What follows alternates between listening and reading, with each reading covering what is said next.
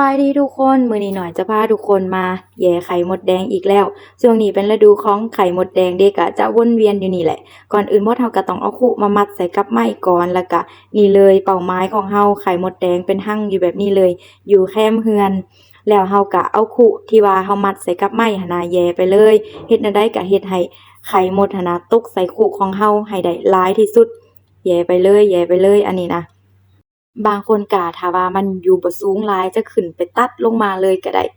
หลังจากแหย่แล้วเรียบร้อยแล้วก็นี่เลยเราจะเอามาถอกใส่กับกระสอบแบบนี้แล้วก็เอาผ้ามาหมุนๆเพื่อที่ว่าจะให้แม่มดหั้นนะมันติดขึ้นมากับผ้าฝ้ายของเราหรือว่าบ่อนอื่นจะมีวิธีเฮ็ดแบบอื่นก็ได้เด้ออันนี้แล้วแต่ความสะดวกเลย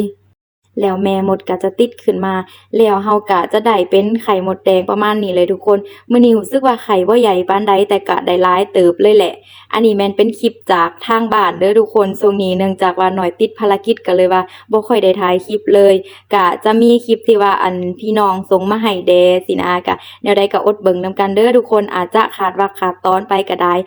ถ้าไผคิดฮอดน้อยก็สามารถเข้าไปเบิ่งคลิปเก่าๆเลื่อนเบิ่งได้เด้อมีหลายคลิปอยู่ เว้าฮอดไข่มดแดงแล้วก็ทุกคนมักเอาไปเฮ็ดเมนูหยังกินแหดคอมเมนต์มาบอกหน่อยได้เด้อมื้อนี้หน่อยขอตัวไปแล้วบ๊ายบายเจอกันคลิปหน้า